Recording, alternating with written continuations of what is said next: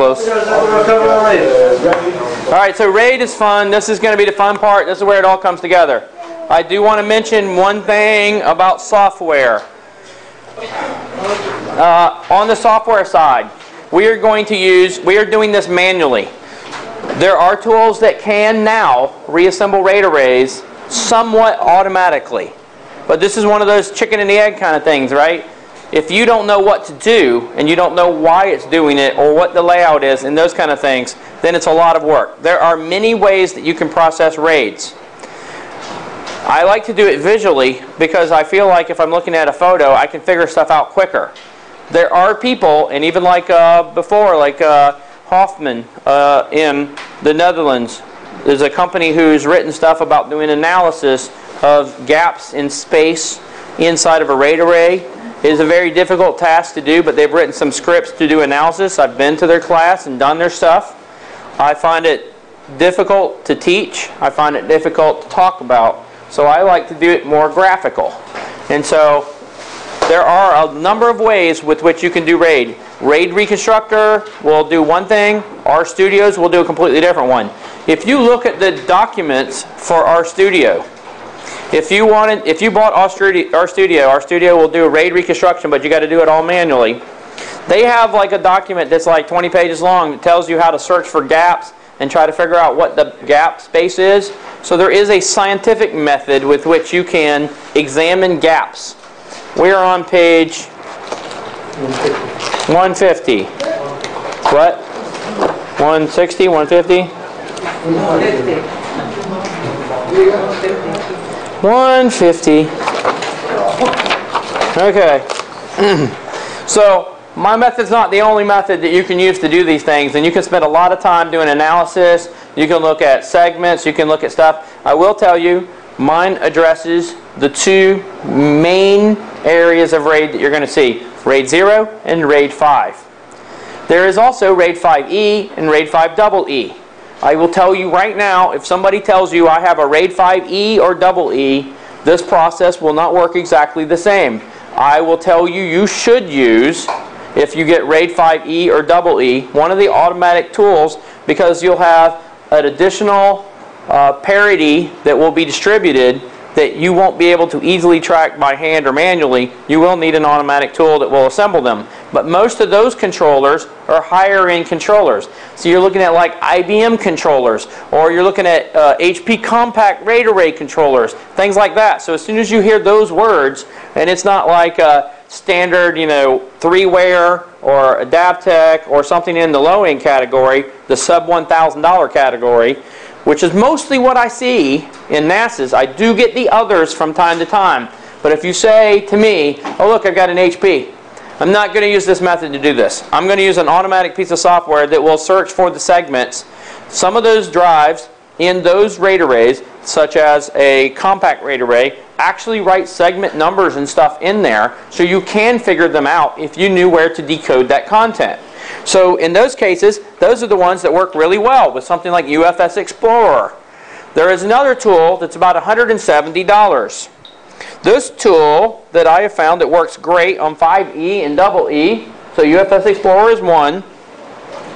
One of the other ones I found is, this is not a real fancy tool, but it does work. And it does give me the configuration. And it's roughly $170 or so. And it will give me the configuration and it will lay it out. It does not make my job easy because I have to spit out a solid image. So this is not practical for some large RAID arrays. If you handed me four 4-terabyte drives, that's 16 terabyte or whatever it is it's going to be at that point, I'm going to have a very difficult time spitting that out into a single image. That's probably not going to work. So I would want to use something called the virtual image. So there are ways where you can use a XML file to make the virtual image work. So there are things that won't fit exactly into this category, but it will cover like 90% of what the RAID arrays are that are out there. So there will be a couple of instances where I will defer that or do something. But I get a lot of RAIDs that are from Lacey's, NAS boxes, Buffalo Terra stations, up to say 16 or 20 drives in a RAID array. and I deal with those all the time. I deal with Compaq, IBM, PERC controllers, all of those things, and I can get most of those jobs done, but I will automate it if I can. But there are many times I got to look at these things manually and see what they are. X-Waste Forensics also does RAID arrays. It has a couple of problems, and I think there's a bug, so I might have to call Stefan and tell him about it. So RAID arrays. There is one piece of software from Runtime that called Captain Nemo. Captain Nemo is actually kind of, I don't know, it's kind of crappy actually. I'm not very thrilled with it. But Runtime software makes an automatic tool called RAID Reconstructor. It is the only program that actually tries to use entropy and try to do a calculation to guess. It actually does a lot of work for that to happen. So anybody use RAID Reconstructor? Yep. And you have had bad results. And I'm going to tell you why you have bad results. I'm going to show you why a lot of times their software actually works and they don't tell you it works. They give you a little box and it says, low significance. Yes, the result is not significant. Click this button and then it will say for $300 or whatever, we will tell you what the right parameters are if you use our RAID probe. Right? You know what I'm talking about? I will show you that it actually works. The only problem is that for some reason they don't bother to tell anybody that when it actually works. I've had some discussions with them about this, and I don't know, maybe they're making money doing RAID probe. I don't. There's another utility, program called Reclaim Me. What is it? Reclaim Me. Oh, Reclaim Me. Yeah, I've seen. It actually does a automatic thing, and it usually figures it out. Yeah, it's Reclaim Me. So that's a. And it gives you an option once it's done. So I'll spit it out in virtual image. Yes. Image. Okay. And it'll give you instructions, step-by-step instructions, how to put it into RStudio, into Real-Time Explorer, or into any of that. Awesome. That one is a good application. So Reclaim Me. So keep that in mind as well as you're going through this. I'm going to go through the manual process of what it would look like. This is like counting before the calculator. And so I'm going to go through real quick. RAID 0, RAID 5. Then we're going to do RAID 5. And then you'll do RAID 0 on your own, and you'll see how quick and easy it is. Because if you did RAID 0, you would be amazed at how easy it actually is in most cases. So really what we're talking about is what is not a RAID. What is RAID, what is not a RAID. Because you'll get a whole bunch of these little NAS boxes and that content out there. A RAID normally, and you'll see both variations of this, is a redundant array of inexpensive or independent drives. I think originally it was supposed to be inexpensive. And somebody turned in the bill to the boss, and the boss said, that's not inexpensive. Where's the inexpensive part? So they renamed it independent. So that's what people tend to refer to it today. But I hear both variations. Some RAIDs are not redundant, and they were derived for different purposes. And then there's a number of different drives depending on which RAID array you select. I only really care about RAID 0, RAID 5. If we're talking about RAID 5, E, double E, 6, we have all kinds of other things that take into place, and it's a lot more expensive. But most of the other pieces of software that are complex will handle those. JBODs. There's somebody laughing really hard because JBOD stands for just a bunch of disks. And somehow every box on the world says JBOD on it, right? Just a bunch of disks. And it's just a term, and it doesn't even, there's somebody laughing a lot, though. Like every time he walks into a store, he goes, I came up with that. It says JBOD on the box. So just a bunch of disks. So these disks are concatenated in most cases. It's like one drive becomes the first drive, and the second drive becomes the extended drive. So there's a tool or a board or something that will then cause the last pointer from the last drive to point to the first sector of the next drive. So this is like Disk Jockey as an example for those who have brought that up before. You can take on the fly 2 drives, connect them to a Disk Jockey, and it will make a larger array. So if you have 2 terabytes, you can make a 4 terabyte drive that will work temporarily for you while you're doing this. Does the Forensics version do that too? Because the lower end version does it. Does Forensics version do that? The JBOD on the fly? So it is possible to do a variety of things with a JBOD from that. Now, a common use of these has been LaCie, right? LaCie is promiscuous. That's the way I like to say it. LaCie, who got acquired like a few days ago or something. Who acquired them? Anybody remember? It just happened. Like LaCie just got bought by like Seagate or something.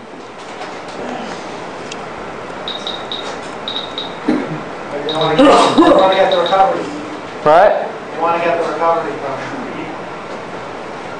I think Seagate's one. I think it's Seagate, right? LaCie. LaCie got bought by somebody though. Seagate to buy LaCie. $186 million. Seagate. Seagate bought LaCie. I don't know why, but they did. I mean, it's yes, because LaCie was just buying. Maybe they wanted them to sell stuff. I don't know. Anyway, that just happened. So anyway, LaCie is our real problem, right? Because LaCie makes crappy power supplies. Their power supplies blow all the time, and they take a drive with it or take a board with it.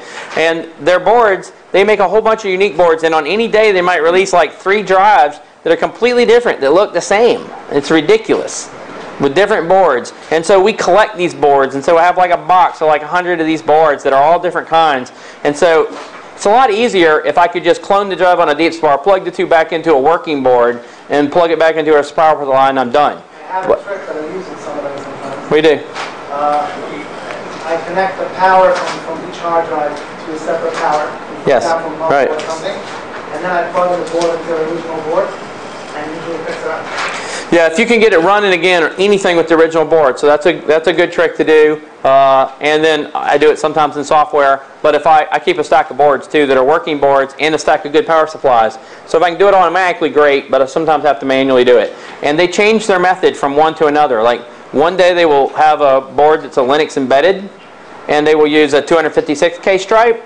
And another day they'll use a 64K stripe. I see all different kinds of things. On LaCie's, I've seen 64, 128, 256, and 512K stripes.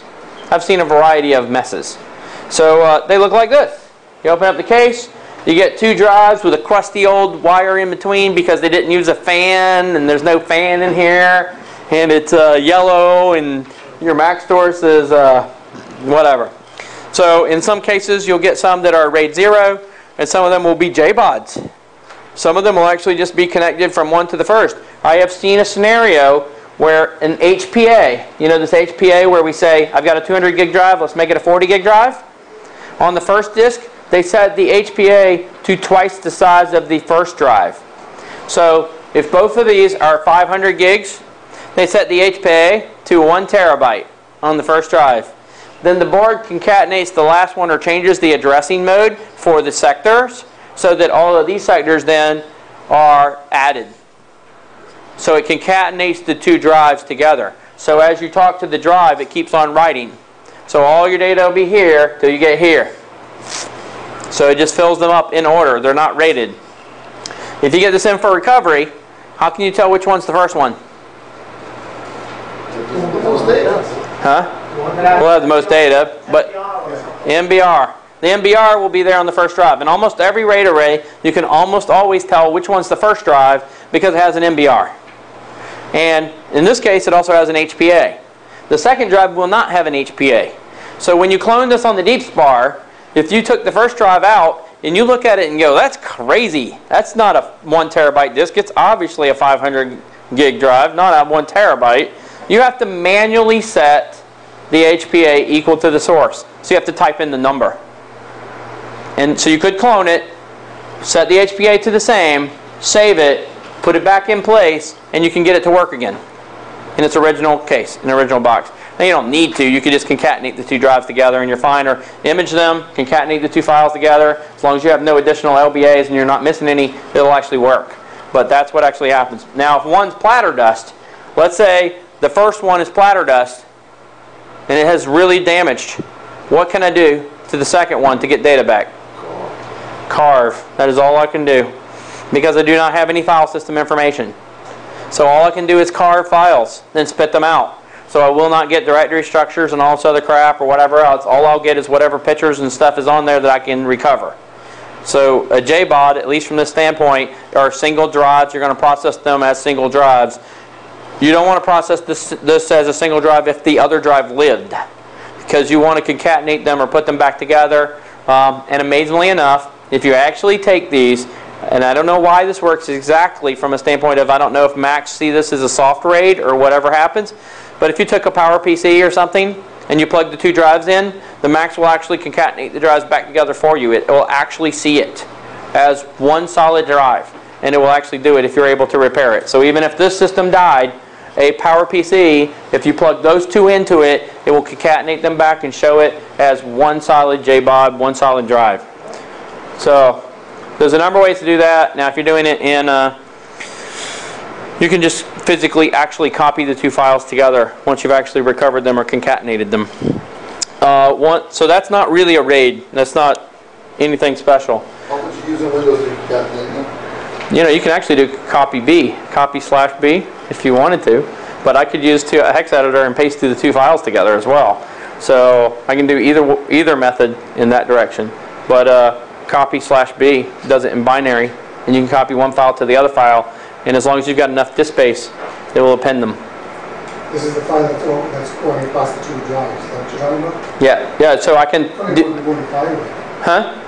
You're talking about like a file that's going across the two drives? No, I take an image of the first drive and I make a DD image. Okay, well, the image, so And then I take a DD image of the second drive and then I concatenate the two. okay. Either in a hex editor or at copy/B or find a file joiner and just concatenate the two together.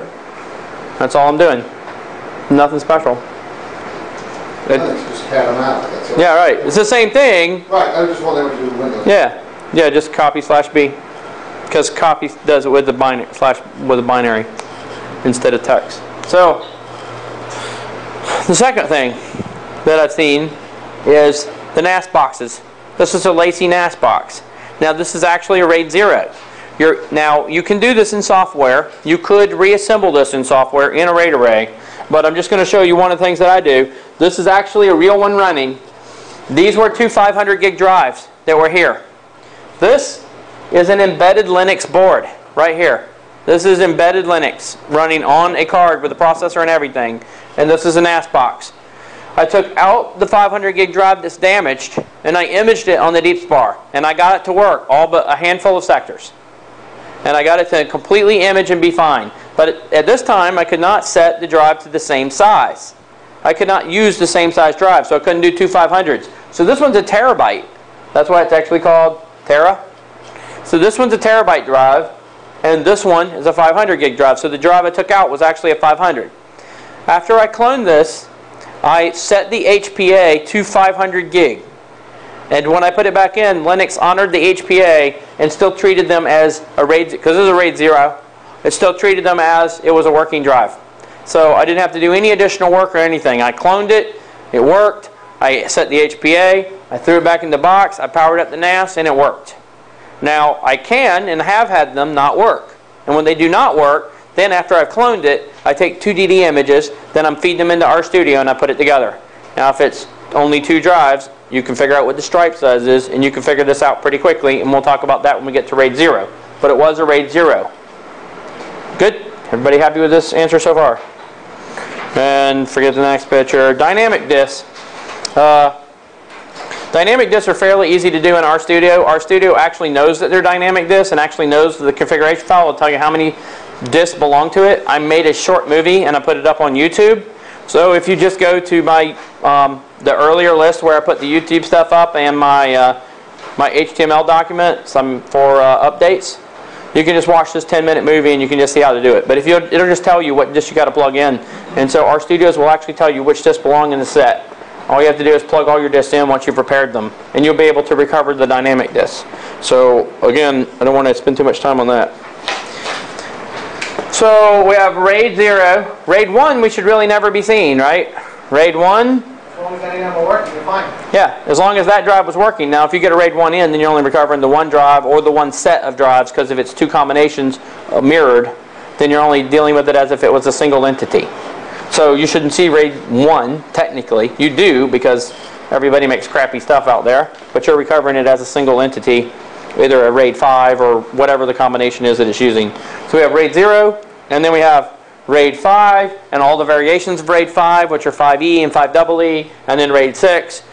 And RAID 6, I use RAID 6, and RAID 6 is supported in RStudio. So when you rebuild your RAID array, you can use RStudios for a RAID 6.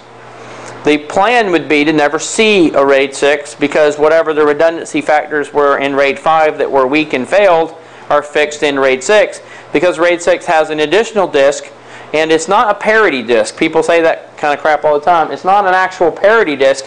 It's 2 disks that have distributed parity across all of the drives. And so there is an additional one in case there is an additional failure in RAID 6. So we're going to talk about RAID 5, and then RAID 6 just has 1 additional disk. It's not a hot swap. It's not a hot spare. It's a additional disk with additional parity that's actually live during the process of using this disk to increase redundancy. Okay? So RAID 0. Why did RAID 0? Yes? You can lose a drive out of this RAID 6 without any data loss, right? Yeah, you can lose, so you can lose 2 drives in RAID 6 and still not have any data loss. Once you lose the other drive, now you've actually got a more significant problem. So then you've got to fix it or repair it. That's why you're seeing it. So in RAID 6, you can lose 2. In RAID 5, you can lose 1. Once you lost the second one, then the second one's down.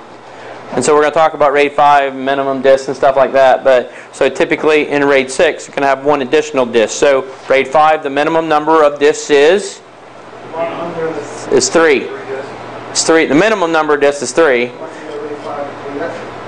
RAID 5 has 3 disks. Right. Minimum RAID 5 is 3 disks. And then RAID 6 would have 4. So that's the minimum number of disks. So you can lose up to 2 in RAID 6, and you can lose up to 1 in RAID 5. Once you've lost the second one, now it's in for recovery.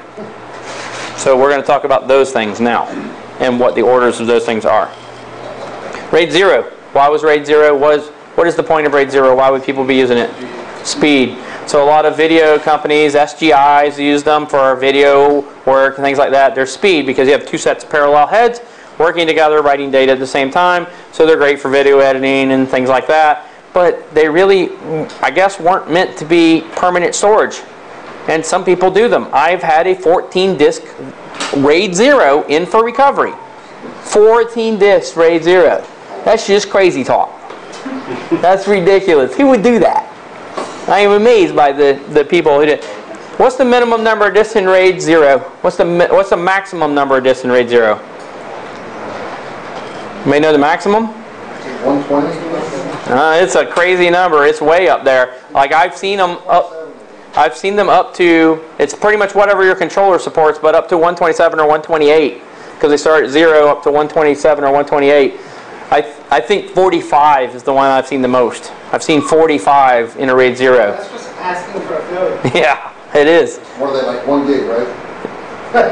No, it wasn't. It's like they kept appending like the whole external stack of Dells, or what'd you say? I was joking. I figured the guy had like more drives than This is like that floppy thing where the guy built a RAID array out of 27 No, this was actually real. They just kept stacking them on a Dell controller. Every once in a while you'll see it, take a crazy picture and publish it. Yeah?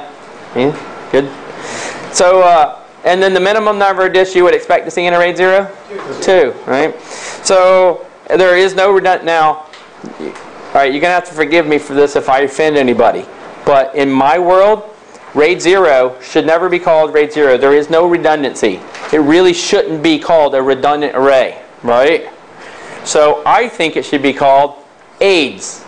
It's an array of independent drives that suck. That's my opinion. So if you have RAID 0, you have AIDS. It's terrible. So you do not...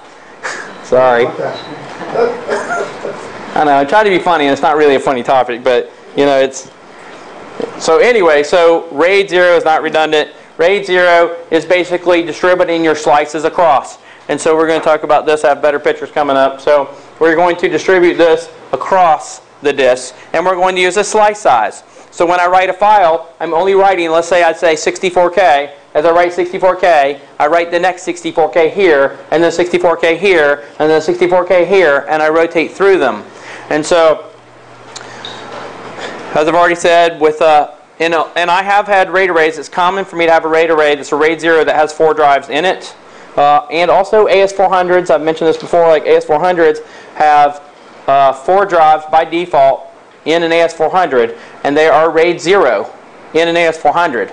And so if you ever had to recover them, they're not a standard 512K sector. They are 522K. What's an AS400? AS400 is a IBM mini mainframe. And so I actually have had those in for recovery as well. But you won't be able to recover those. You'll actually have to use Linux to recover them, and you will not be able to use a write blocker because they're expecting a 512 byte sector and not a 522 byte sector. So they're 522 bytes, not 512.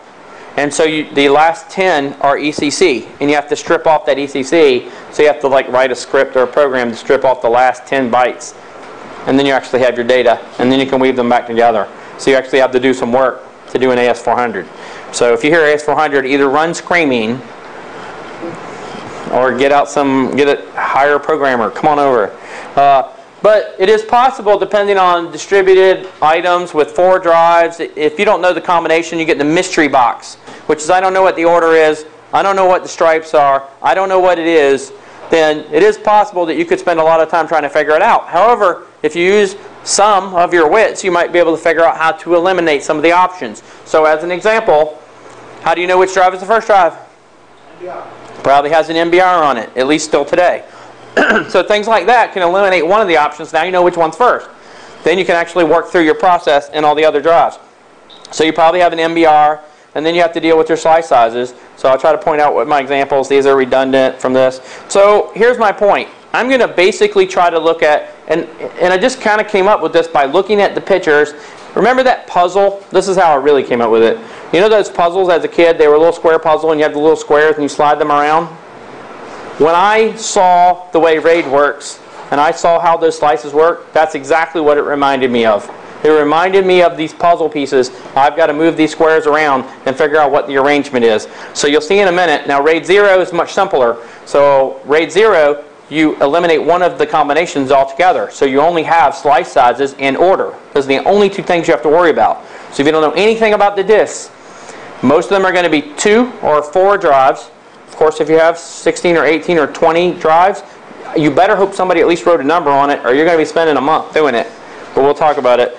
And then the other thing I do is I test to find the slice sizes. I actually start looking at pictures in between all the sizes. Now, this is not perfect, and I'll tell you why it's not perfect. In between each one of the segments, let's say I looked at a picture, and the picture was 64K, between 64K in size and 128K in size. You have fragmentation. You have things that may be wrong. You may have corruption. You may have other things that actually happen. So I need to take a big sample. I want to take a sample of like 200 pictures and look at like 20 or 40 of them. And when you get some of the bigger ones, if any of them are right, you are probably right.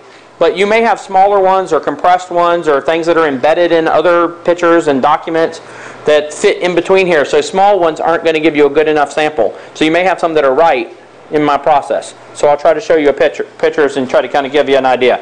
Like, how do you know when things are wrong? Now, I showed this in one class, and I said, what's wrong with this? And somebody said, nothing. Sorry. So what is wrong with this? What is wrong with this RAID array? You can, right? The body's missing, but the body, you don't see any additional parts or pieces in there. What's wrong with it? Different size. Nope. No, they took the pieces from the other one, but One of the drives is gone. Exactly. One of the drives is missing. So you get, now here's the story. Honest to God, I'm not kidding. Somebody sends in a drive and it's in for recovery. And I'm able to, recover it and do whatever. And I got it imaged on the DSPAR. Then I start looking at it, and I look at it and I'm going, what the? This looks like a RAID array. So I called the dude, and he says, yeah, I only sent you the drive that I knew was working because I know you charge per the drive. So I didn't need any of the data from the other drive. Like, what? Are you kidding me? So, yeah, so that's what happened. So you can tell things right away. This is a RAID 0. It's missing one of the drives. Wasn't sent in. This one. Like, so, and my question, too, when you're looking at this, you have something wrong in one of the orders because these are 2 legitimate pictures from a Windows machine. So I've got something that's either wrong in my slice size or something that's wrong in my disk order, depending on what I'm actually dealing with. But they are real. And so at least I know that I actually have something. What is my potential slice size in this picture if it's about 140K? What would my slice size probably be? 64K. And so if you can kind of guess from what they just said, like if you're looking at the picture and you're looking at about half of it, then you see the other half. So I've actually got something that's out of order. Either I've got my orientation or one of the other items is out of order in the RAID. And then I have small files, like under 32K. These files are fine. So I know at least my slice size is bigger than this because these pictures are intact, or if I had dozens of them that were intact. Then I had small ones under 64K in this RAID array, and this would actually be something closer to a thumbnail. But then when I actually found the real picture and looked at it, it was like this. Now, I do want to point out, even though that there is a problem with this, if you look at this, see how this stripe across the top is correct? I mean, even if this was 3 drives, and I was looking at a picture that I have extracted, see how the stripe across the top is correct? This starts to become a consistent pattern that you start to see. And I'll show you why in just a second. Like this one.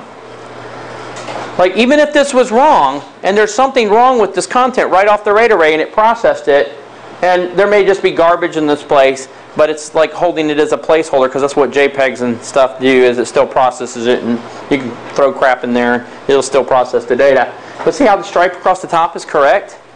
So this is a pretty big indicator to me when I'm actually looking at content, that I may have something that's partially right, but maybe I have one of the orientations or one of the rows wrong, but I probably have all the drives in the right order.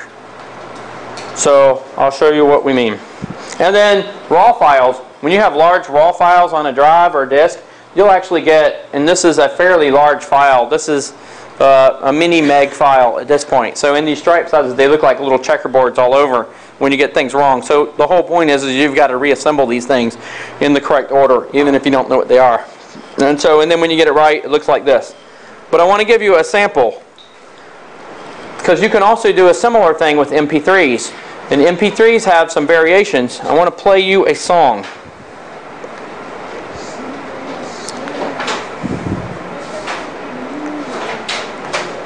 Hang on a second. Alright, listen to this and tell me.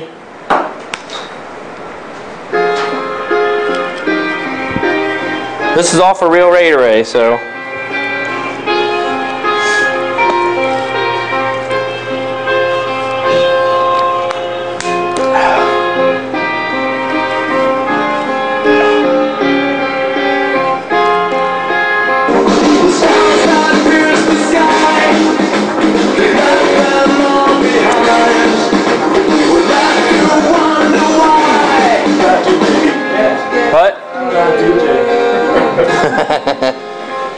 So now I want you to also know like certain things that happen with like MP3 files, because there are some things you can do like variable bitrate compression, right? So your slice size may be dependent on how much sound is actually in that. Like the segment from Aerosmith is longer than the segment. So the more dense the noise is, the more the data you actually have in a smaller area, so they'll have smaller segments that you're actually listening to. So quieter and piano music will be longer than what you'll actually hear for other things in the segment with the density if they're using variable bit rates and things like that. So sometimes we actually listen to music or something else if we can't find something. I will tell you that movie studios normally use Targa files instead of JPEGs, so you'll be looking for Targa files. So sometimes you need to like figure out what it is you're looking for. But movies will also do the same thing. If you took 2 movies, and as long as the header was there and the codecs were the same, you could take 2 segments and glue them together and they'll play. And so you'll actually, you can be watching Family Guy and all of a sudden you'll see, Seth MacFarlane talking or something. You'll see 2 segments that don't belong together. So it can happen. And so that's one of the things that happens with some of these. So now I'm going to talk about RAID 5, and then we're going to do RAID 5 and RAID 0. So RAID 5. What is RAID 5 for? Actually, redundancy. No downtime. No downtime. It's supposed to be enough for no downtime so that the server can keep running, so someone can pull the drive out and put another drive in. So if you're at, when it was designed, the whole point was going to be my server crashes. At least if a hard drive crashes, my server doesn't crash. I can keep my content running while I get another drive. But part of what's happened now is so small businesses aren't buying extra drives. They don't have them in stock. Small businesses are buying one little server with 3 or 5 drives in their RAID array or whatever, and they wait for a drive to die, and then they call Dell and say, I got one, or something like that. But if they don't have a warranty, or they're not, they don't have them in stock, then what happens is the IT guy, he has to go fill out a little purchase order, and he gives it to the guy, blah, blah, blah, and hopefully someday they'll actually have a drive. But you're going to see it in for recovery in the meantime, because the next drive is going to die, and they didn't really put one in time. But the other thing that happens a lot is that when they put the new drive in, there's some other problem or something happens and 2 drives die around the same time. That's a very popular. Yes, it's a very popular problem. So when you're dealing with RAID 5, there's 2 types of controllers. In RAID 5, it is very popular to have one off on your motherboard or one on your host-based controller. And there is, in servers and stuff, they normally would have what's called a discrete controller. The discrete controller will have a CPU. That's the difference between the discrete controller and a host-based controller. So the discrete controller has its own processor, and it's going to be able to handle the math that's necessary to keep the RAID array running much more efficiently. The host-based controller is using your CPU. And so when a drive dies, there's a lot of weight put on your local CPU to keep the calculations done for the data to exist. The data does not exist without all the drives actually existing at the same time. So it's a lot heavier on the system on a host-based controller. So we're going to do this in software in a RAID controller, but I'm going to show you an animation that at least makes this a little bit more exciting. I used to use this when I needed to sell a server or something like that to the client, and I said, this is going to be your solution.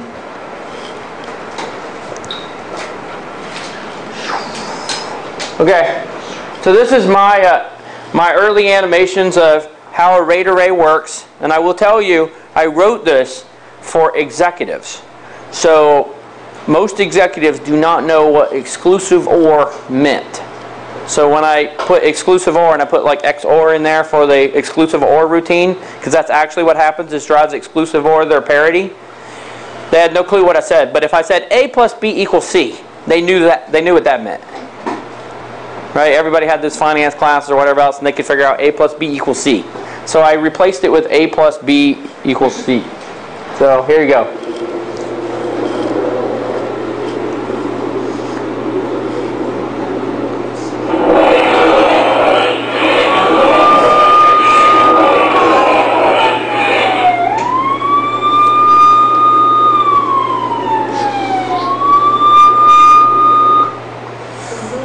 So, you know that alarm that you just heard? There is an alarm on most RAID controllers. Have everybody heard that? The alarm on the RAID controllers? It's usually in the server room that no one hears anyway. Well, it's either in a server room and nobody hears, but in a small business, it's usually like in the closet right outside the CEO's office. Shut the noise off. Yes, he says, shut the noise off. He walks through, he's like, what the hell's going on? Shut that off. I have work to do. And then what happens after you shut it off? Nobody goes. Yeah, what? Nobody does nothing. Yeah, no urgency is gone. And then the CEO says, oh, well, all right, we'll put in a purchase order for that extra hard drive that you need. We'll get around to it. Oh, I'm not sure it's in the budget. I'm not sure we have enough money to buy that extra SCSI hard drive that you asked for. So that's really what happens. They have no clue. And then like 6 months later, this one goes. So right now it's running, but as soon as that one goes, now you got a bigger problem. And then that's when we see it for recovery, and of course the server's down and nobody's doing any work, and then the IT guy gets fired like it was his fault. He gets fired. So he's like, you did not explain the urgency to me, so you are fired. Or he just quits. He's like, I'm out of here. The server's down. You know, there's some statistic that like a small business, that 92% or something of small businesses that suffer a major loss like this that don't get it recovered go out of business within 1 year or something from a major loss. I'd say my view on that is that if they don't manage it properly, they have other problems. They're sure going to be out of business anyway. Right. For some reason, this is always within the budget. The one drive that they can buy, that's not in the budget. Yeah. But when this fails, they have Right, they got enough money to pay for it. Yeah, I don't care how much it is, I've got to get it back. So now, here's another problem. when the second drive goes. You know, because the idea is you can throw an X on any one of these drives. And so the segment is going to be A, and then you'll see parity for A. So it's exclusive OR. So A exclusive ORed with B, exclusive ORed with C, exclusive OR with whatever gives you your parity. So if you took this calculation and you did the opposite, and you actually wanted to say which segment worked, you should be able to do an exclusive OR in reverse. And you should be able to figure out which drives are in which order, because all you have to do is do that math every time you move it around. And so, believe it or not, I actually asked Runtime to do that. And they made a utility inside of RAID Reconstructor that does it. They added an exclusive OR routine. Of course, they didn't tell anybody how to use it. That was awesome. But they did add it. I said, like, because they're doing entropy, and I'm like, well, you know, there is a way to tell, and it's exclusive OR. Anyway, we'll talk about that. But here's the real problem. Second drive goes. This one's dead. Which one do you need to recover? Second one. The third one that died. Yes, you need to recover the last one that died. Yeah, the most recent failure. Because this one was in sync the day that it died. But now it's way out of sync. This is 6 months later. So this one's the one. How do you know which drive? You get a box, and you got 4 drives in the box, and maybe you get lucky. Maybe they put 0, 1, 2, 3, 4. Who knows? But You don't know which one failed. you don't know which one it is. Nope. Because who knew? Which one? The fired IT guy. He's the guy who knew. And so, and maybe the janitor. The janitor actually might know, because the janitor, he's mopping the floor and he goes, oh, there's a red blinky light. That wasn't there last week. He might actually know. So I've asked before, he actually does. So it's like, oh yeah, it started blinking like 6 months ago. Oh, that one started blinking yesterday. That's cool. I like blinky lights. So you have to recover the last drive that failed. That's it. That's the one you got to recover. None of the others are going to be useful. So that's what we're going to do, is we're going to focus on those. Now the rest of the time, you're getting the mystery box. It's an exclusive OR routine. So A exclusive OR would be equals C. So that's what happens in a 3-drive array. But here's your options for the things that you don't have. You don't know your disk order. You don't know your slice size. And then there's an option for what's called the arrangements. And we're going to talk about those in a minute. Windows uses stupid names. Forward, backward, dynamic. But Linux has real names.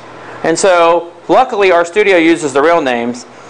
Runtime Reconstructor, or RAID Reconstructor, uses the stupid Windows names. And they're just dumb. And then you don't know about your fragmentation, and that might cause a problem. So, blah, blah, blah. So we're going to do it. That's all the words I used to back that up. So, this is the arrangements. This is what the Linux world primarily uses for names for all of the content. So I want you to see, remember the puzzle picture I was talking about where I could slide the squares around and I could figure out what the arrangements were? Look at these arrangements. So if you were looking at a picture that came off of these drives, and it came from this, so this is drive 0, drive 1, drive 2, blah, blah, blah. But this is now, think of it as a picture. This is that square. I'm looking at that segment. Let's say it's 64K, and I'm looking at that segment. This top row is going to be right if you have the right disk order. If all of your drives, if you put them all back together, and you're not dependent upon the parity slice, and you have those drives in the right order, this top row, the picture will actually be in order. Now the second row, the picture will be in order until you get to approximately where parity is, obviously, unless you're dependent upon that and you're using an application that calculates that. But I want you to look at the next one. This one's called left asynchronous. The next one is called left synchronous. You see the top row? It is the same. The layout is the same between those two. 1, 2, 3.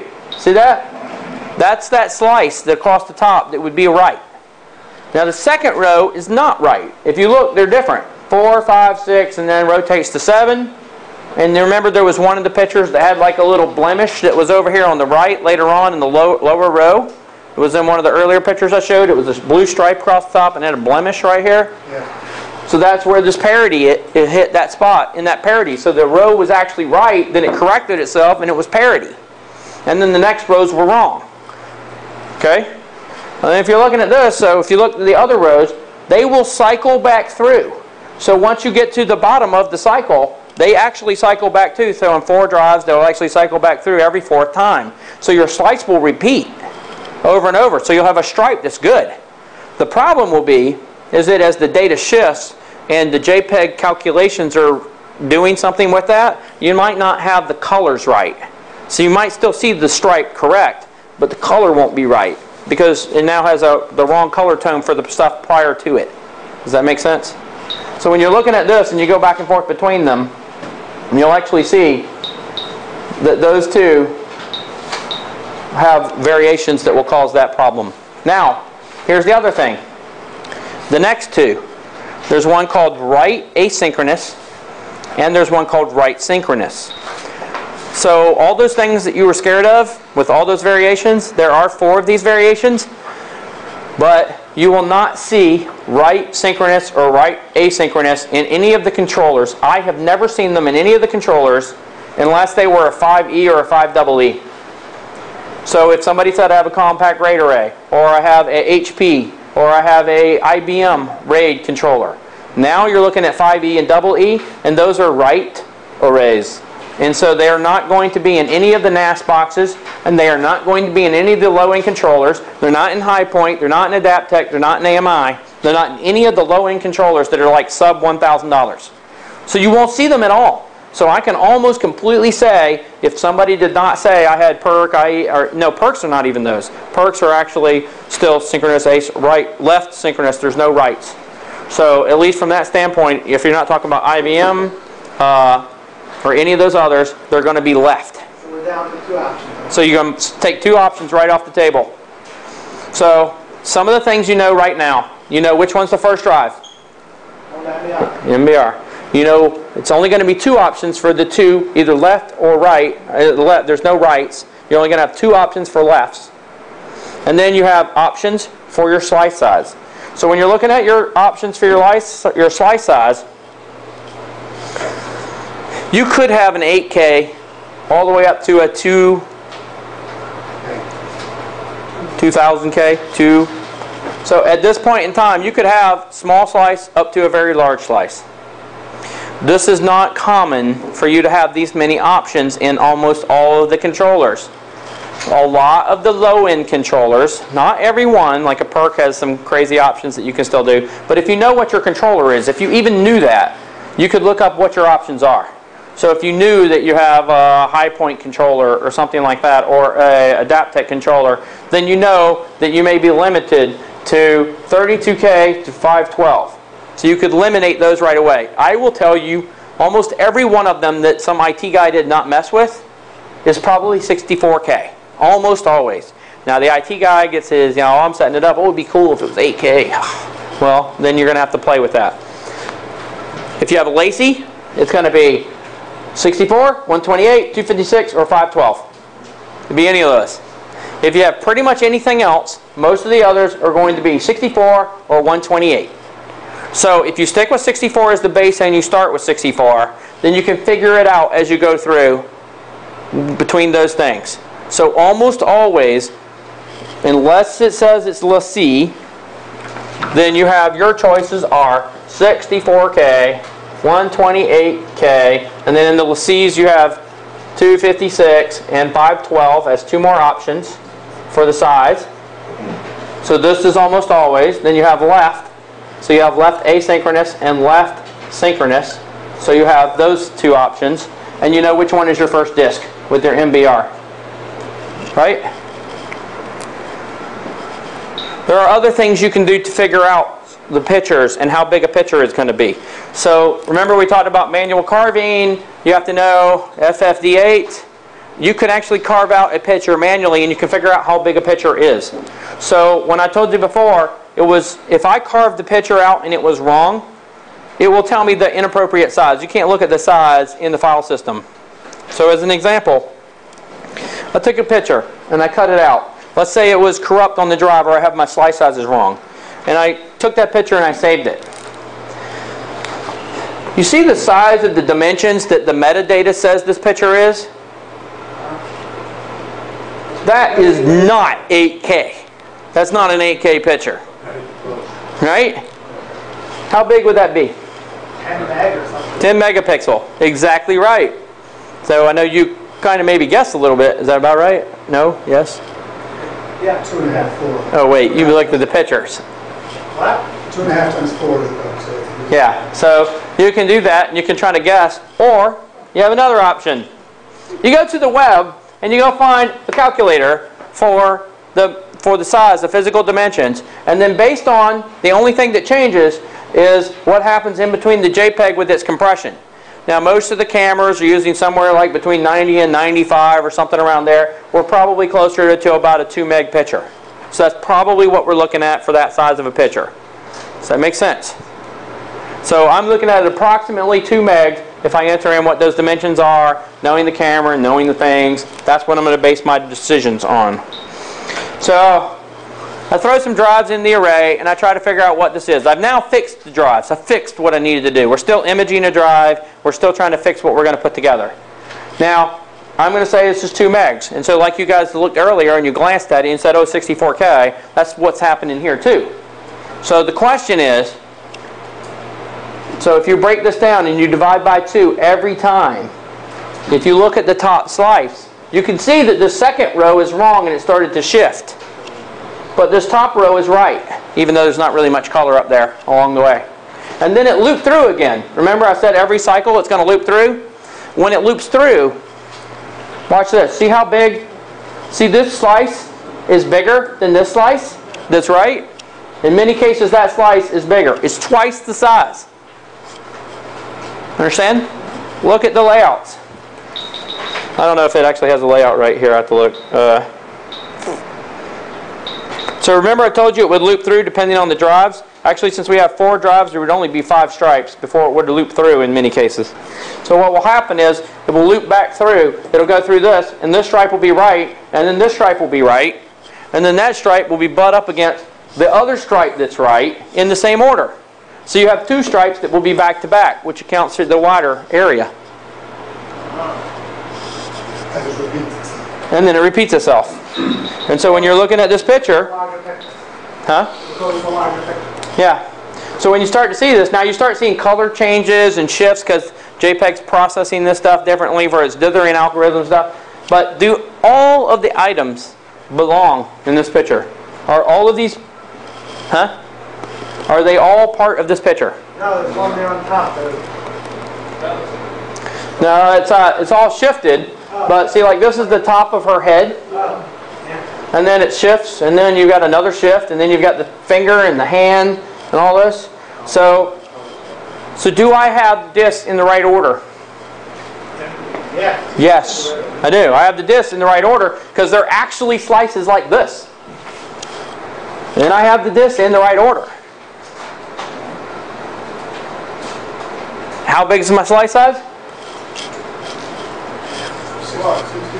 64K, right? So we can tell it looks like 64K. So the only other option that's left in this picture that would be wrong is... So go back, so what do you have in that picture, 512? One more? So what are you showing me with 512? That's where it would be, I'm dividing in space.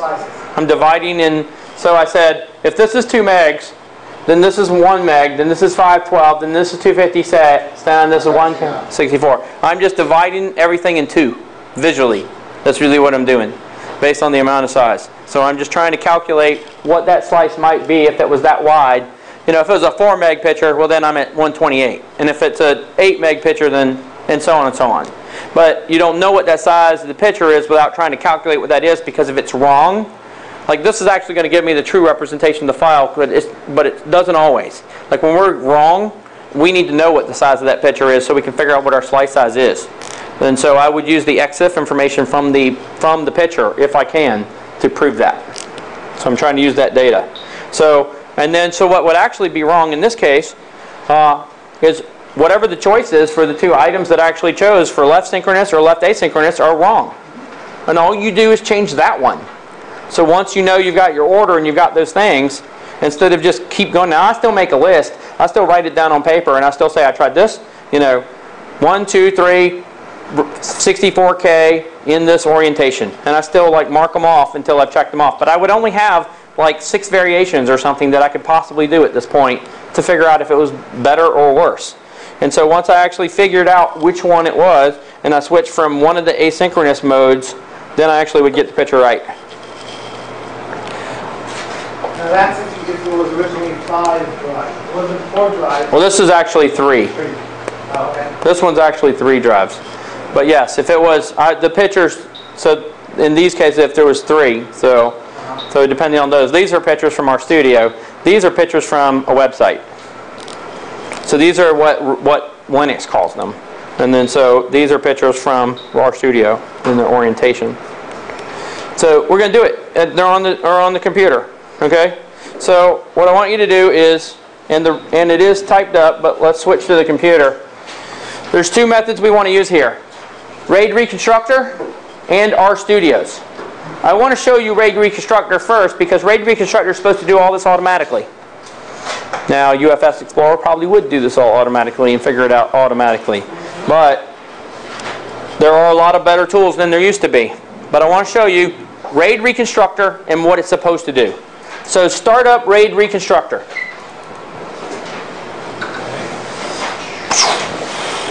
Images on the same place? What's that? What did you say? Images are in the same location. Yeah, but they're in the RAID 5 directory. So if you look there, you will find, and you can put them in any order, but if you look and you click on the double dots, the first thing is you're going to have to say, we're doing a RAID 5, and I know I have 3 drives. I've repaired all 3 drives. I have all 3 running. We can do it with 2, but I want to show you 3. It doesn't matter whether we do it or 2 or not. We just have a blank space. So RAID 5 and 3 drives. That's what I've sent you in the mail. And then you click on the double dots and you go load all the images. And so when you load the images, they're going to be in the same directory, but there's one called RAID 5 version 2. And you need to load the ones that are just DD. So we're going to do one at a time in each position, each one of the DD images.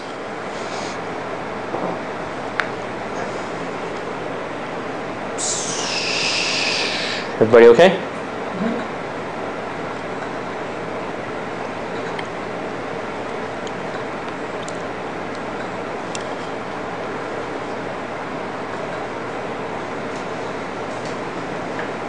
Everybody done it?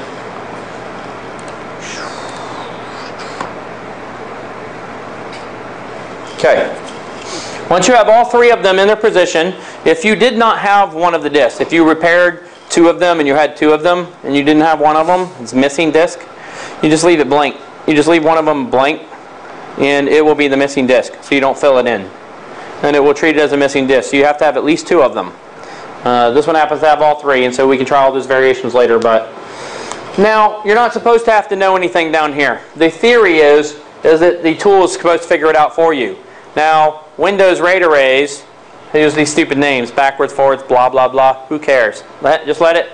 The whole point of RAID Reconstructor is it tries to figure it out by entropy and guess correctly. So just say open drives. There is a button now that says step 2, analyze. Click analyze. I don't care what it says here. Click next. This is something that they added on in hopes that they could try to do like a sample of the drive. Just click next. So I never pay any attention to any of those things. I just let them go because they never work. Okay? So everybody should be at this screen now. So as many people said, RAID Reconstructor you've not had a lot of luck with it. It doesn't work a lot. I'll show you when it doesn't work and how we can fix it. So the thing is, they should have checked all these boxes for us. They didn't. But you should check all those boxes because we don't know what the slice size is. So you'll notice it's 16 sectors at 8K up to 128. Now I will tell you right now, if you have a LaCie drive and you see the words LaCie, add 256 and 512 because you would have to do that. If you had to add 256, it's actually 512 sectors, and then 512 is actually 1024 because it's times 2, right? So if you had a Lacy drive, you should add those. A Lacy. You have to make it the custom block size? Yes, you would have to if you had a Lacy. Because it's Lacy if we can get our data back. So you would have to add the 256 and the 512 because they have both variations. Now, for some reason, the standard for Lacy seems to be 256. Lately, the ones I've been getting are 256. Is that what you're getting? You guys getting? Yeah. 256 lately. I don't know why. It's a dumb way to do it. All right. So after you've checked these things, just say next. That's all you need to do. So this is how they were supposed to run. And you see it failed. And when you click this button, huh? 90% of it not. Yes. What does that button say when you click it? It says click here for more. It says, please send us more money and we will do this RAID probe thingy and we will give you, your answer and tell you what the configuration is for another $300 or whatever it is. Blah, blah, blah. If you do that RAID probe thing, they charge you.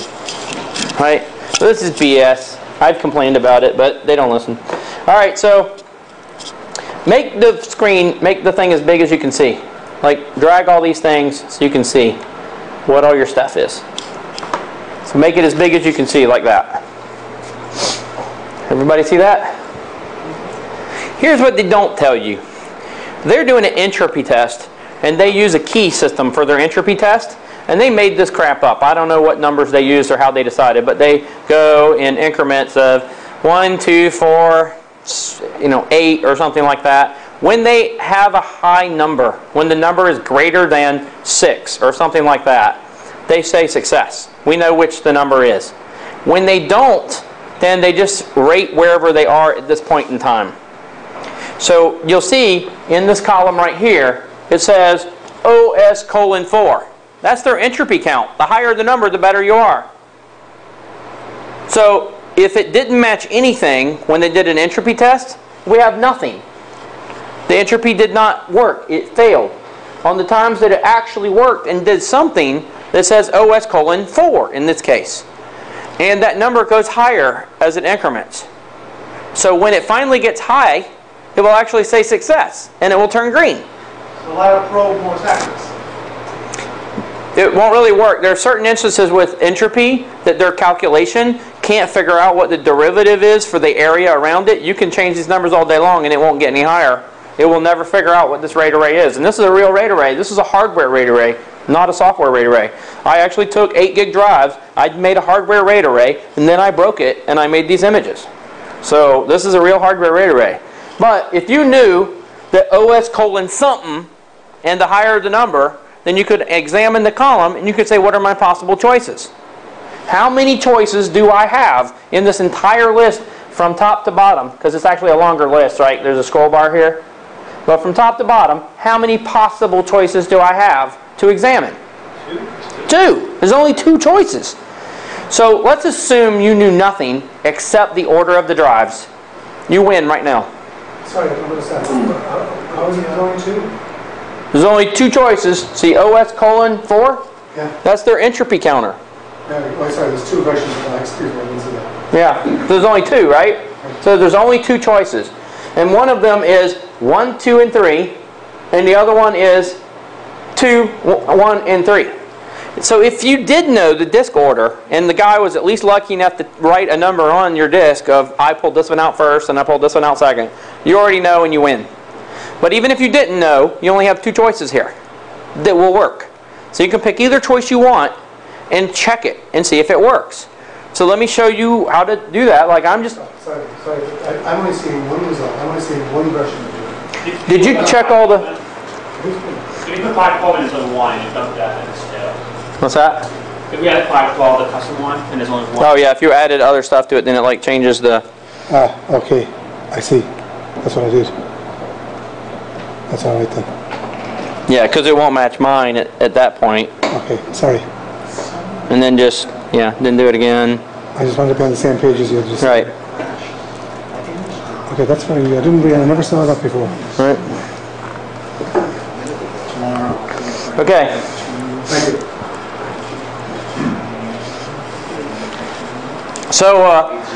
So if you pick one of these, I'm going to just pick the first one here. And I'm going to say finish. Now when it says finish, they'll now go to the next step, which is step 3. And this is, you have 3 choices. You can save a virtual image. So a virtual image is what I use the most. And the reason I use a virtual image is I can mix and match drives. I can use physical drives and I can use image drives. I don't image the good ones most of the time. Most of the time, I do not image the good ones. I fix the bad ones and then I image those. And I have DD images. And then if I have 16 drives in a row, I'm hooking them up through any method I can. USB, physical drives, RAID or controller, whatever I can do to connect them to the machine. Why is that every side? Yeah, every side. So if I got 14 drives in a RAID 0 array, I've just got to keep throwing those things in there. So I physically will continue to add those things till I have them. So virtual images do not require me to make an image, and they do not require me to spit out a physical disk. Virtual image makes a physical, just a standard physical XML file pointing to all the data. So I just saved this in the root of the drive, and if you make the path wrong, it won't do it right. So if you type c:\/ file name .vim, it has to be .vim, virtual image file, virtual image, however it is. So make a file name c:\/ .vim, and the file name .vim, and then you hit. Everybody okay with that idea? Like I actually name my files after my test. Like I know this was RAID 5, I chose 64, and I'm doing 1, 2, and 3 in the order. So the previous choice that I made, I make my file name according to that. So that I always save one according to what I did. And then you hit copy, and when you hit copy, it'll save the file. I'm overwriting it. And if you do view, you'll see what it is. The view shows you it's an XML file, and it just shows you your layout, and shows you where they are, and shows you blah, blah, blah. So that's what the virtual image file is. Where's the view? There's after you hit copy, save, there's one that says view. So you hit copy, you say yes, you see this? Yeah. You can now try to mount blah, blah, blah, or you can scan it. So you can hit view, and you can look at it. And it's just going to be a text file on the root of the drive. How do you know that the RAID starts at 0 seconds? So certain drives, now RAID 0 almost never has like an indent into the drive, but like maybe a PERT controller and a couple of the others might have them. So you'll have to look for the partition segment and where it starts, and almost always I can figure out from where the partition segment starts how many sectors I am into the drive, and it will be the same all the way across all the drives. So once you know, like on a PERT controller, if it's 128K, and you can also sometimes Google it and say, oh, I've got a PERT controller, I've got some other thing, how far am I? Otherwise, you open up a hex editor and you go scan for the beginning of your partition segment for the NTFS string. And then you can figure out from there to the beginning of the drive how many K you have. And go down until I don't see the 0. You search for the NTFS and you search for that string. And then you'll actually know how far you are indented into the drive at that point in time. So you will fit that for all the way across. But if you know what your controller is and you Google it, they'll tell you what the segments or what that size is. And those are the things that UFS Explorer is doing automatically for you. They're figuring out where that sector is and where that location is. And I'll show you in runtime here how that actually is done, because there's a way to do that too. Anyway, so that's what the XML file looks at. Now, after you've done this, you'll see that step 4 is highlighted. Now let me tell you about RAID or runtime software's stuff. We know that if we're looking at NTFS, which we don't know right now, right? You don't know what my RAID array is. Do you know what's NTFS? You have no idea what I've done. It could be a Linux RAID array. You don't know what I did. So we can't look at it in NTFS if we don't know it's NTFS. If we do, we might get something that doesn't work. The one that they have that's the most versatile is Captain Nemo. Captain Nemo does Novell partitions, Windows partitions, and Linux partitions. But it does not do Mac. They do not have an HFS program yet. So you have your biggest chance of it working with Captain Nemo. So if you click on Captain Nemo, it will now pass your virtual file to Captain Nemo, and it will open it with your virtual file and your images. This is now my RAID array reassembled. Now, what you want to do is, and this is going to take hunt and peck, you would actually have to go look for a picture and see if the picture worked. So you could go down and you could say, is this right? Does this look right? It's under, there are some pictures under administrator, and then I think I put them under pictures or my documents and pictures, or there, my documents. If you go into my documents, there's folders that have pictures in it. And so if you just go find one and click on it, and it opens up, then you can tell if it's good or bad. So RAID Reconstructor did work, even though it told you it didn't, and failed. So it is possible to do it. Now, this is, and what I'm also looking at is how big the picture is. This picture is a 3 meg picture. What is the likelihood of a 3 meg picture not being right? 0, right? It's completely 0. A 3 meg picture, if I did not get the RAID array configured correctly, it will not work. Okay?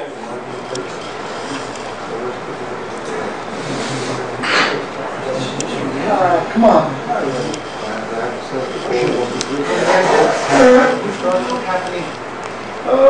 Same one.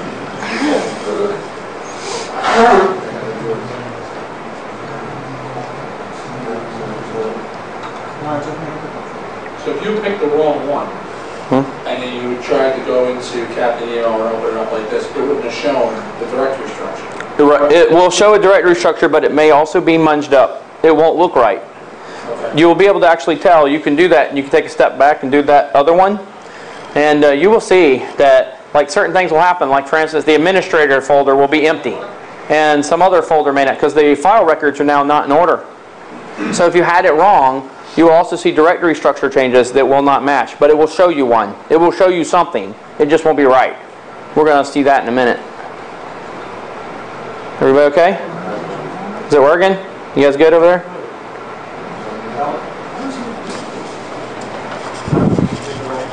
What's up? When he saved at the end, when he saved the last one, he didn't do the right order. Yeah, click. Yeah. Now check all those. Next.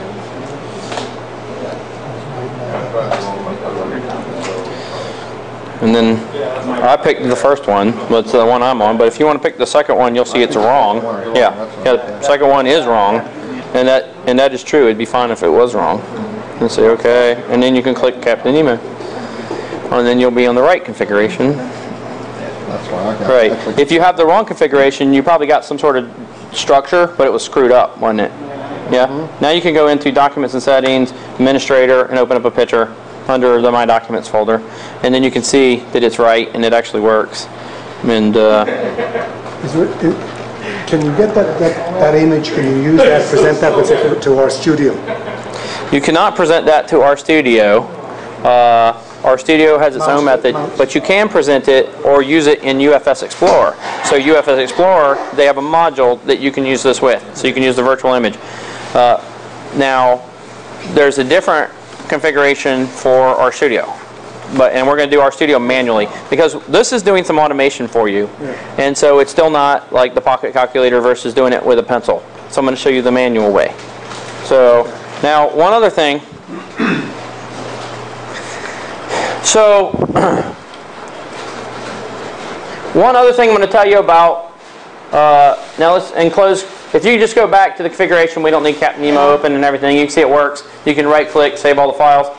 But I want to show you one thing that's not obvious at all inside of. You've probably looked at RAID Reconstructor many times. Have you looked on the Tools menu? Yes, because it looked like it didn't work. But let me show you something that's amazing. The Tools menu. See under the Tools menu? Look at one of your tests. If you had them right, as I told you before, A plus B equals C. If we have it right, we should be able to do an exclusive OR test. They just never told anybody how this works. You know what else that you didn't notice so far? They did not tell you which drive was the first drive. Even though they put them in the wrong order in the second choice, if you knew which drive had the MBR on it, wouldn't you know which drive is the first drive? Why the hell did they not tell us that? It's there. It is there, but they don't have any indicator for that. There is an indicator for it in their program. They just don't tell you that there. So I would like for you to run the exclusive OR test. Click exclusive OR. Then you get this window. You see this? And you have a button that says start. Yeah. Click start. Got a big green thing. What does it say green is at the bottom? Yes. Pass. If you have them wrong, it will be fail. It will be red. When it doesn't know what they are at all and it fails completely, it will be ambiguous and it will be white. But I want you to see something that happens that you don't even notice right away. Now at the bottom right now, when I click on it, it's going through these number of sectors. It's actually calculating the exclusive OR for all of these sectors. So it's calculating all of these, and all of them pass. This is a chunk, this is a chunk, this is a chunk, this is a chunk. This is thousands of sectors. It passed. These passed. And they're green.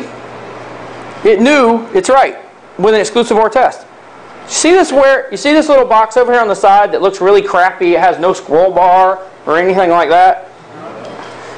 Click in that box and hit the home key or control home. Control home. Look at that. It knows the partition table. It knows which drive is first.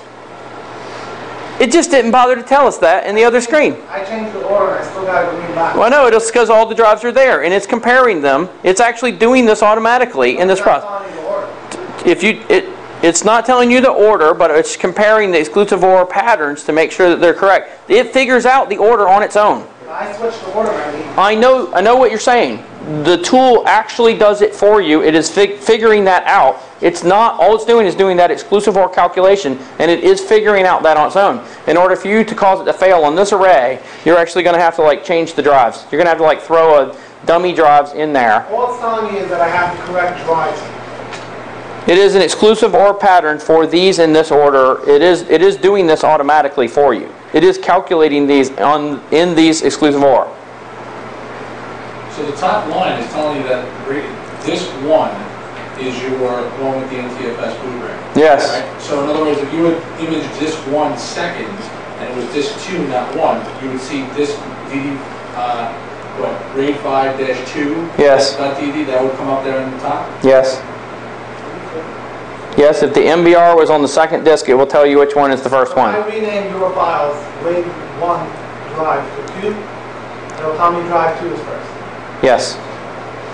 If you're missing one, does it work the same way, or does it work? It will actually figure out that there's at least enough for the parity to be able to be calculated, so it will do that. So it actually has to be actually wrong. We'd actually have to not have the content in this case. So it is trying to figure them out and do an exclusive OR test. So you can see it when you have completely wrong stuff in there. It'll completely be red or it'll be ambiguous and won't show up. But my point was that there actually is some rudimentary test here. It's not that we still don't get to do any work, but it will at least tell us that it's actually doing a calculation and it's figured this out. So, and if you have all the correct drives in there, it does this on its own without our consent, basically. It'll try to figure it out and tell us, but they don't give us the answer. So we have to actually physically go look at it. If the failed driver you have contains the master boot record, will it still work? Well, the parity, once they're in the right order with a missing disk, it will work. It'll actually work. So just to give you an idea, I'm gonna close these drives, and here's disk 1, which actually has the actual information on it, and I'm gonna make it blank. And so if I open drives and I do the analysis, and of course this is probably when demos fail.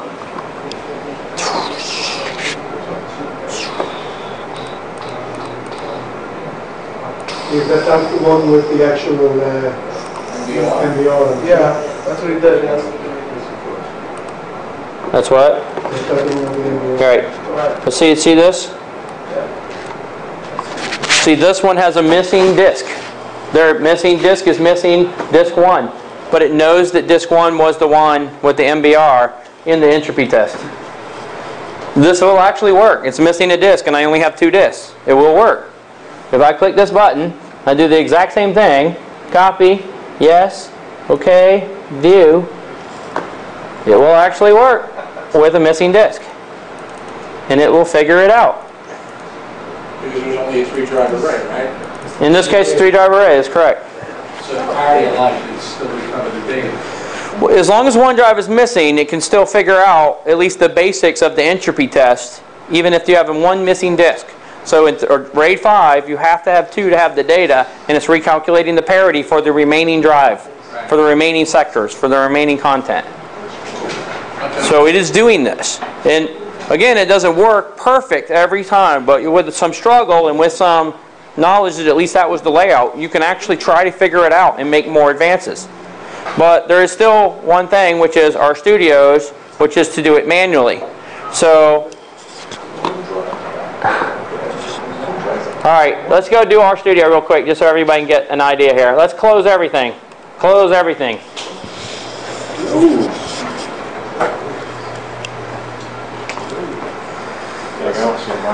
Alright. Okay. Alright, quitting half a day, yeah. Must be nice. Relaxing, kicking back. Alright, open RStudio. RStudio is the ugliest interface ever, especially doing RAID arrays. Anybody done a RAID array in RStudio? Yes. 1 million drives with 1 million partitions. Yes. Alright, so what we want to do first is we want to load our images into RStudio. So this is where your list of the disks are, this is where the work is going to be done, this is your log file. So I'll show you how to create this RAID array. They make you create a virtual RAID array. So go to Drive, Open Image. And you can open all 3 of the RAID ones just by clicking on Control. So you can actually open each RAID file by clicking on the DD and holding down Control. So you go DD, DD, DD, and open those 3.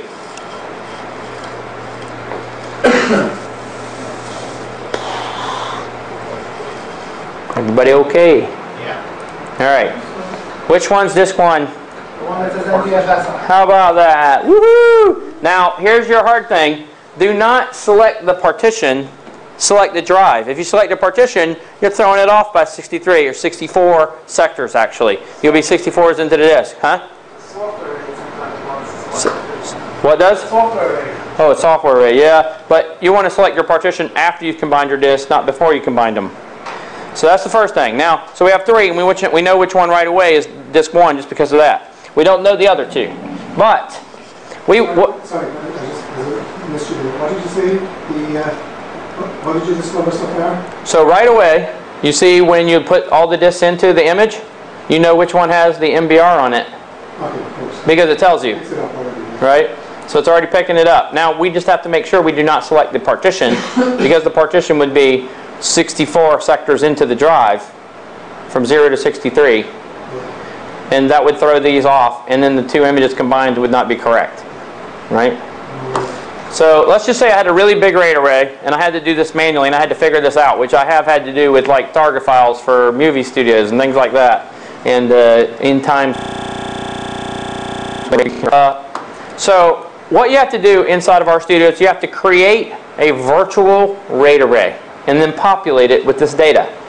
So under Create, you will see a Create Virtual Block RAID. Click that. Create Virtual Block RAID. That's how you make a RAID 5 array. So when you click this, you will now get an additional image, and it will say Virtual Volumes. And then you will say Virtual Block RAID 1. Everybody see that? Now the easiest way to populate this, they do have a drag and drop interface, but I don't like it. The white box that's over here, if you right click, it will show you all your devices. Make sure you select your images. Now here's the thing, RStudios does not do it automatically for you. You will manually have to figure out what the order is. So it's not like RAID Reconstructor where they calculate it and try to give you an automatic idea. You have to manually select it. So you know your first drive is disk 1. It says it right here. Do not select the partition, select the DD image. And when you do, it will remove it from the list. Right? So don't do the partition, do the drive. Then, add the second one. Now, if you did not know what order they are, this is where our examination is going to come in. And so, and I'll tell you that our students will do it wrong by default. So you will know right away it will be wrong, and you'll have to figure it out. So if you select number 2 and then number 3. Now, the other thing you want to do, if everybody's here at this spot, the next thing you want to do is this. We know this is RAID 5. You've been told this is a RAID 5 array. This is not a RAID 0. So this is a RAID 5. So select RAID 5.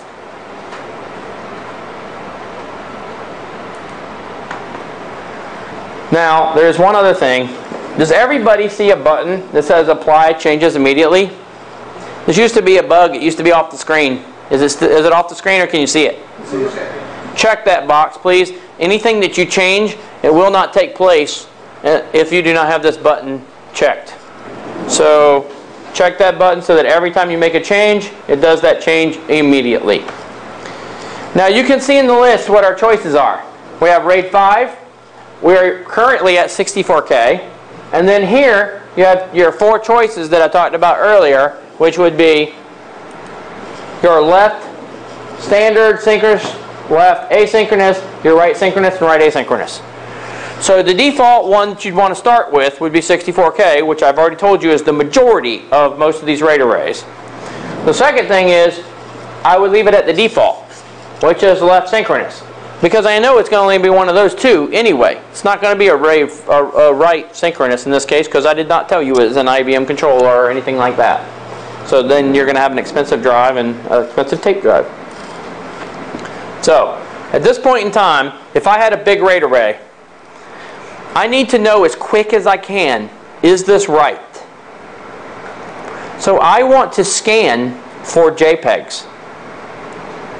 I don't want to waste all day processing and scanning all of these things for all these variations to see if it's right or wrong. I just want to see pictures and I want to see them fast. Does that make sense? So we did do scanning earlier. So see the partition that we now have right here in the virtual block RAID on the left hand side? It has created a virtual partition 1. Do you see that? So I want to scan for JPEGs only. Do that. Do you guys remember how to do that? Right click. How fast I scan? Until you have around 200 documents of our requested type. So turn off all the ones you don't need if you want it to be faster. What's that? I turn off the window. Oh, well then you won't know. Right. So change your known file types. You've got to clear all, add graphics back, and add just JPEGs. Because if this was a giant array, it would take a long time. And I know it's not a giant array, so it'll go fairly quickly. But if it was, the whole point is to do this fast. So you do just JPEGs, you leave detail scan on, and you click scan. And now you'll see, as it's going through the array, you see down here in the bottom it starts calculating all the content as it's going through it. So you see it's doing specific documents. Those are the ones we're asking it to carve. So it's done 114 a document, so we've asked it to carve.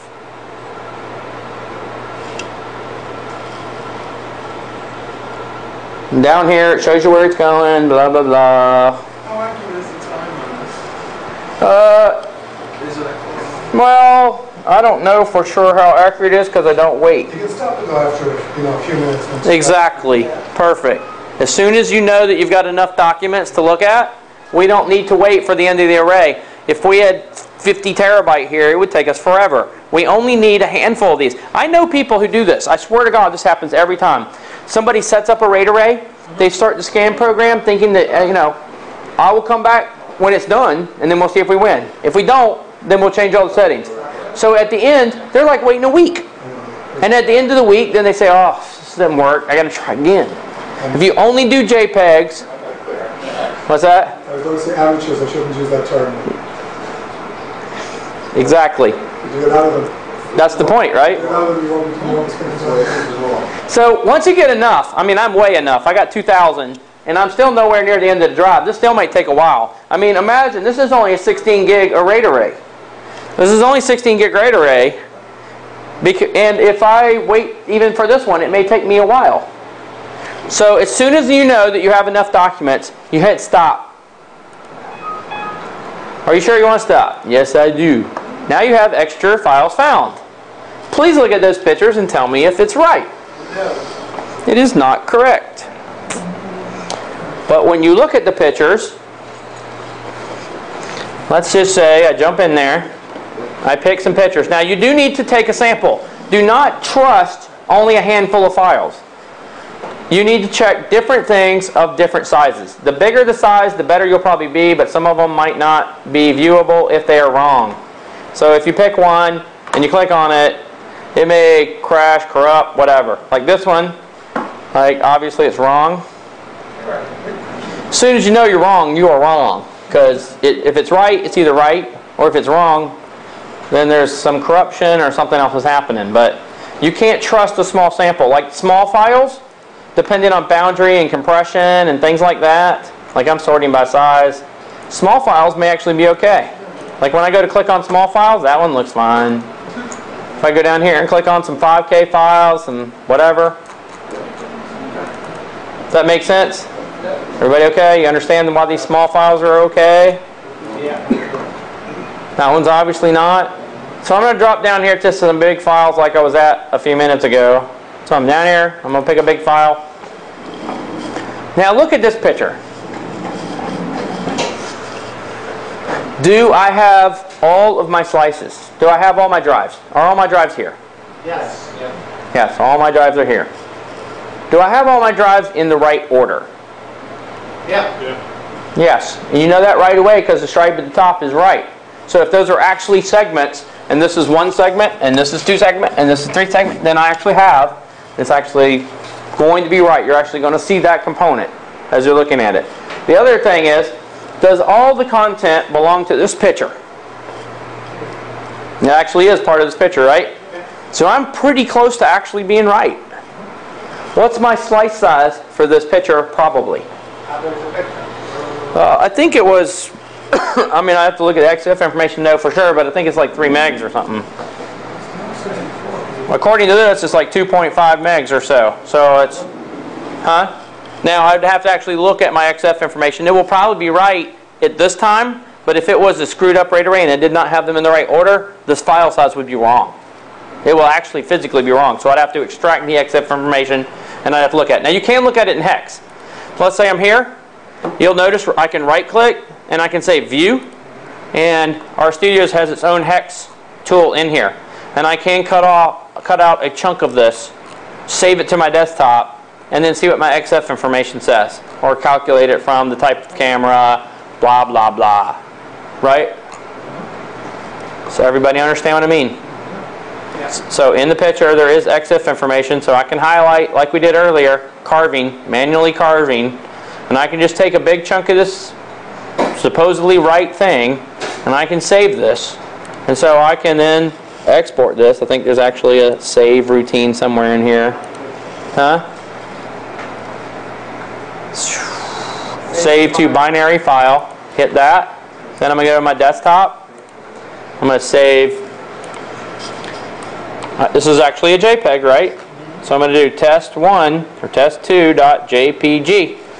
And I save this. And if I get a big enough chunk and I look at the desktop now, I'll actually be able to see whether or not I've got some chunk of a picture or whatever else. See, I started getting it across the top. You can start to see it. I didn't get a big enough chunk for it to be something I can tell very clearly, but you can see it's the top of the tree, right? See it? If I save more, I'll get more. Wouldn't it be easier to test it using smaller pictures? That way you can figure out an exact size of the rate. Say it again? Wouldn't it be easier to test the rate using smaller pictures rather than these large pictures that you have to figure out the JPEG information, the size of pictures information, and everything else? Well, I I generally feel like I can do better with a bigger picture than I do a smaller picture. The smaller pictures aren't going to be as accurate because compression, fragmentation, boundaries. Bigger pictures, you know right away you're wrong when you're like in excess of like 2 megs or something like that. You're way beyond slice size, right? So now the other thing that you need is you need something that actually looks at XF information to tell you whether or not I can see anything here. So there's a number of free tools or something out there. But if I look at this, I believe my XF information, if they haven't changed it in this version, if I go to my desktop,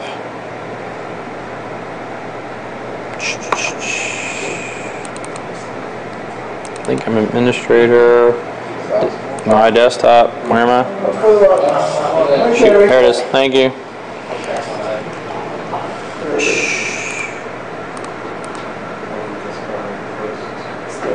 See? So Directory Opus is doing this function for me. I could download another tool or whatever. But see, if you look at Directory Opus, it parsed the data from the EXIF information, or you can use an EXIF viewer or whatever. And I can take this and calculate this and type it in to a calculator and figure out what it is. And according to this, this should be about a little bit bigger than a 2 meg picture. Right? Everybody good? Even though it currently is not, it currently is 14K. It certainly isn't a 14K file. Right? Everybody okay? Now, so I'm back in RStudios, and I'm looking at this picture. So, I know I have my drives, all my drives, and I know they're in order, and I know it's a 2 meg picture. So how big is my slice size? Looking at this picture. Huh? It's what? It's like 8 into 2 megs. It's 8 sort of sections. Yeah, I mean, yeah, there is. Yeah. But from what I'm looking at least again from, huh? How do you tell? 256. I'm looking physically like this is 2 megs, and then half would be 1 meg, and then half would be, and then half would be somewhere right around here, and then, but no, look. So this is a stripe that's wrong. So even though this might, maybe you think it looks like it from there, but see this is wrong, right? And then that. Go to 64. We're on 64. All right, we are on 64, so my slice size is 64. So what's my only other thing that's left? No, what's my only other, I only have 3 options I can change, right? Left the same thing with AC. Try that. See if any of the other options work.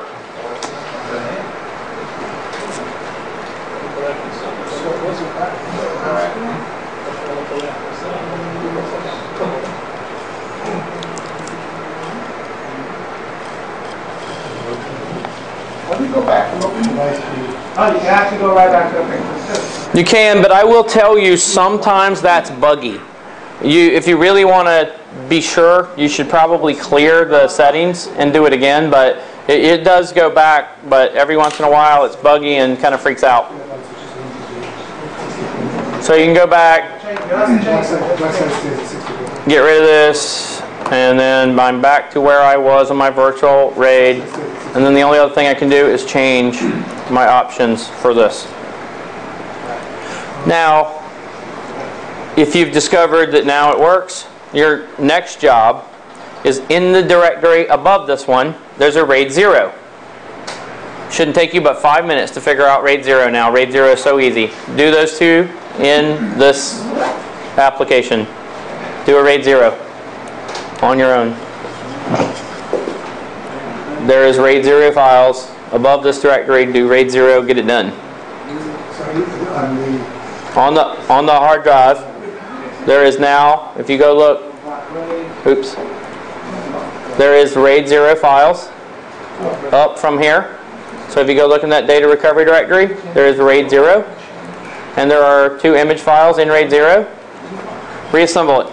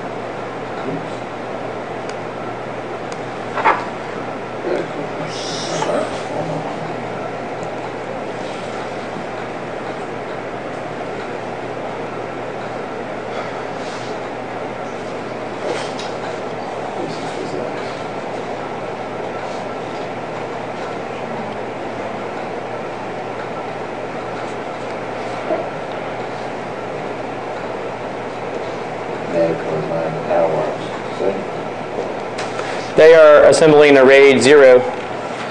In the directory above those, there's a RAID 0 directory with 2 drives in a RAID 0 array. Use RStudios to reassemble RAID 0 on your own.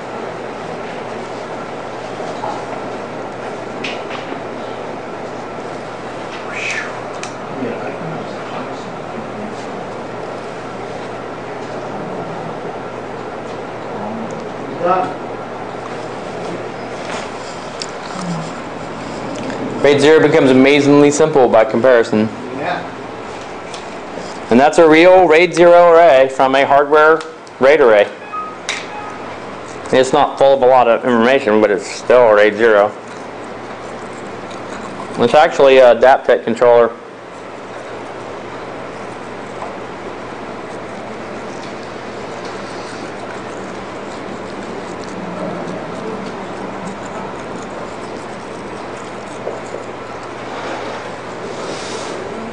Once you're done, that's it. That's what I got for today.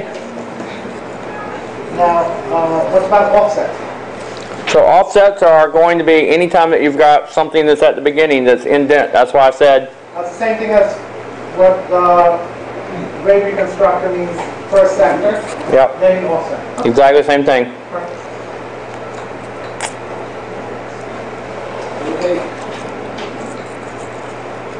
All you gotta do is find the beginning of your partition and you'll know where that sector is, and that's it. But like some of them are standard, like I think Perk is 128. Can we do it in the morning? Huh? We can do it in the morning. Do it in the morning. Tomorrow, because tomorrow we have labs and stuff too, so we can work on it tomorrow. So if somebody sent you 2 drives, Yeah. in my case, I've got one working drive, one not working drive, RAID 0 array. Right? Image the good drive that you know works, and then use that to pull up for the other drive? Yes, I do that. I do that a lot in RAID arrays where I have like, 16 drives in a RAID array and I don't want to have to go like shopping parts. That is exactly what I do is I completely image that drive and then I can use that for parts if they are exact matches. That's correct. Using a TK imager to dump a DD to the disk? I do dump a DD to the disk. That's all I do is just make sure that I get a good copy of it and verify it before I take the first drive apart, before I take it apart. Right, but if you can get that, then you can plot it out, get the other one, try to get that to work, and then take the 2 DDs, Yes. get the EA, and then recover the data. That's correct. And in your case with Promise Controller, Yeah. yes, then that's no problem. Okay. Right. What doesn't this emulate besides the higher end ones? Like it'll do an Adaptec, you said. It'll do a Promise. It'll do the motherboard one. AMI, Adaptec, Promise. It just doesn't do 5E and 5EE. But UFS Explorer does. Okay. Like if I took 2 DD images and somebody told me, oh, this, or 3 of them or 5 of them, bye. If I took those and somebody said, oh, well, this came from a compact, then I can throw that in UFS Explorer and use the same thing. It's just DD images still. You just need a different program to process those. Or if it's from a Buffalo Terra station, I cannot do it with at least this does not support XFS. So this will not do a Buffalo Terra station. Okay. I have to use UFS Explorer to do that. Okay. But if you're using regular, like, whatever it is, XP, that had the spanning drives, no problem. Yep, no problem. Do it all the time.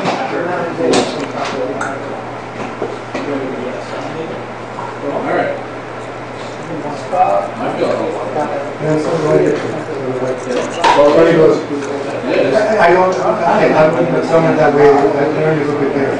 Well, like I said, there's a couple other ways to do it, which are actually look at it in hex and then break the segments down and then try to figure out from the space of the segments. And that's what the class from Hoffman, because Hoffman in the Netherlands, they have a class where they actually have, and they have a script they wrote. You know what I'm talking about? Hoffman? Hoffman's an investigation company. They're kind of like a PI firm or whatever you want to call it in the Netherlands. And they actually have like other operations in other countries too.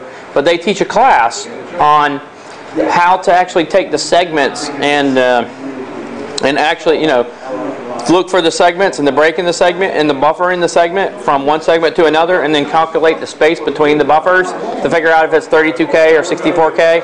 And RStudios wrote a similar white paper on it. Yeah, and it's That's actually how we do it. Right. Yeah. yeah, but it takes a lot of time, doesn't it? And I actually, Right, the background is, I have sheets of the last 2 years. right. And But even still, it's still a couple hours. Right, in this case, usually in under 45 minutes, I can look at a picture and I can figure out, well, am I close or I'm not close? I know, that's why it's nice to split it. Yeah. Maybe it's very easy. You give that to a student. Right. Yeah, I like this method most of the time. Like I said, it's not perfect every time, but the majority of the time I can do it. And I've done this for like movie studios and other stuff like that before, where they've done target files and the machine died in the process of writing these things out from an SGI machine and things like that. And I've done hundreds at this point that are very similar. You said they mentioned about the offset. Actually, I don't have, Do you need to worry about that now? Most of the time on most of the lower end RAID arrays, no. But from time to time, you know, like some of those RAID arrays that write a segment at the beginning that has a counter that says I am drive 1, I am drive 2, I am drive 3, like a PERC controller does, you have to set the offset to get past that. So if you have a PERC controller, then you have to, and it's probably 128. It's probably 128K. And so you just set your segments for 128K, and that's your offset. And then the drive will show up. Because these 3 terabyte RAIDs, I think starts pretty far in front. Okay. Like don't start close to that 20. I mean, obviously not like 20 terabytes. Right. Don't start like close to 0. It's like a couple of thousand in. Okay. We'll look at it tomorrow and try to figure it out there in labs or something. I understand what you're saying there. I mean, you just said where do you put it into our studio? Our studio has it on the right hand side. See that where it says offset and sectors? Good one. Take care. I put it in sectors and put it in the water. Lads, tomorrow. Yeah, but how do you know what it is? Yeah. That? Yeah. Well, how do I know what it is? Yeah. Well, you know what you're doing in Hex when you go and you look for your segments. Okay. So You go down for your partition structure and you find the beginning of your MBR in your partition structure. The count from there back, in most cases, is your number. yeah. So if it's like a PERC controller, you'll see it at like 128K into the drive. But you, like I said, you can also, if you just Google your controller, if you know what it is, then there will be a document somewhere that will tell you. Like you can actually find it in many cases that people have done it. But if I want to look at it in Hex, I can actually just highlight from the segment from the MBR to the beginning of the drive, save it, and it'll say 64K or 128K. So I just highlight the segment that I want. Just like I just did there when I was doing the picture. Like this says that it's 14K. So if I had just highlighted this segment from beginning of the MBR back to the beginning of the first drive, if I find the MBR, because I have to find whatever the beginning of my partition structure is. So I've got to look at my drives till I find the NTFS signature, and then go back to the MBR, and then go back from there. So I just highlight from there to the beginning of the drive and save it.